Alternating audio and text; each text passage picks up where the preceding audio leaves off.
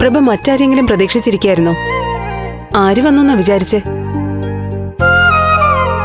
ആ ഇസബെല്ല പോയിട്ട് കുറച്ചു നേരമേ ആയുള്ളൂ. എന്തെങ്കിലും മറന്നു വെച്ചിട്ടോ മറ്റോ തിരിച്ചു വന്നാണെന്ന് കരുതി. അവൾ ഇവിടെ വന്നോ? എന്തിനാ അവൾ ഇങ്ങോട്ടേക്ക് എഴുന്നള്ളിയേ? നന്ദനെ കാണാൻ. എന്നിട്ട് കണ്ടോ? തല്ലേണ്ടതേ നിന്നെയാ. അവളെ എന്തിനാ ഈ വീട്ടിലോട്ട് കയറ്റിയേ? നന്ദന്റെ ജീവിതം തകർത്തത് ആ ദുഷ്ടയാ. നീയേ ഒരു കാര്യം ചെയ്, ഇനി വന്നാ തിരിച്ചയക്കണ്ട, ഇവിടെ അങ്ങ് കയറ്റി താമസിപ്പിച്ചോ.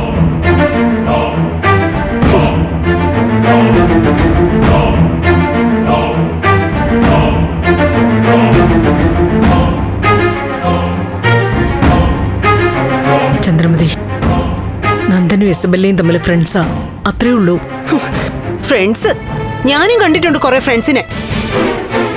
അതുമല്ല, നമുക്കും ഇല്ലേ കുറെ പരിചയക്കാര്. അവർക്കൊപ്പം ഹോട്ടൽ മുറിയിൽ ചെന്നിരുന്നിട്ടാണോ നമ്മള് ഫ്രണ്ട്ഷിപ്പ് കാണിക്കുന്നത്? പറ. ഞാൻ എന്റെ കണ്ണുകൊണ്ട് കണ്ടതല്ലേ നന്ദനും ഇസബെല്ലയും ഹോട്ടലിൽ ഒരു റൂമിൽ ഇരിക്കുന്നെ. അതിനെക്കുറിച്ച് പറഞ്ഞപ്പോ നന്ദൻ എന്നെ അവഹേളിച്ചതൊക്കെ നിനക്കറിയില്ലേ? ദേവിക അവര് രണ്ടിനെയും കൈയോടെ പിടിച്ചതല്ലേ ഒരു ഹോം സ്റ്റേന്ന്. എന്നിട്ട് നീ പറയുന്നു അവര് ഫ്രണ്ട്സ് ആണെന്ന്. അവള് ഫ്രണ്ടല്ല, ഫ്രോഡാ.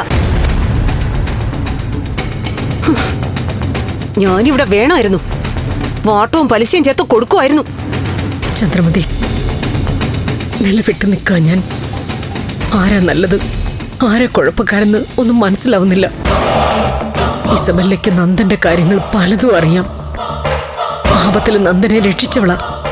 അവൾ ഇവിടെ വന്നാ ഇങ്ങോട്ട് കയറണ്ടെന്ന് എനിക്ക് പറയാൻ പറ്റുമോ? അവള് നന്ദനെ എങ്ങനെ രക്ഷിച്ചു? രക്ഷിച്ചാലും ചതിച്ചാലും നിനക്കത് തിരിച്ചറിയാൻ പറ്റില്ലല്ലേ? നന്ദന്റെ കൈകൊണ്ട് ഋഷി അപായപ്പെട്ടതിന് ശേഷം കേസാകുന്നുള്ള സമയത്ത് ഇസബെല്ലയും കെവിനും അവനെ സപ്പോർട്ട് ചെയ്തു. അതല്ലേ നീ പറഞ്ഞ ഈ രക്ഷിക്കല്? യഥാർത്ഥ ഫ്രണ്ട്സ് ആണെങ്കിൽ ആദ്യം അവര് വീട്ടിൽ വന്ന് നിങ്ങളോടും കൂടി ആലോചിക്കുമായിരുന്നു. ദേവികയെ അറിയിക്കും.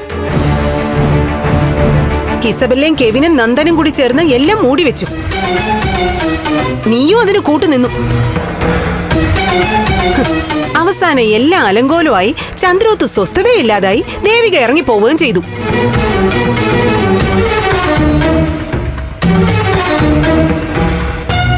എല്ലാ കാര്യങ്ങളും ദേവികയെ നീ ആദ്യമേ അറിയിക്കണമായിരുന്നു. എങ്കിൽ ഈ ഒരു അവസ്ഥയിൽ എത്തില്ലായിരുന്നു. അതെങ്ങനെയാ? എല്ലാം മൂടി വെച്ചു. ആന്റി എപ്പോ വന്നു? ദേ ഇപ്പൊ വന്നേ ഉള്ളു മോളെ.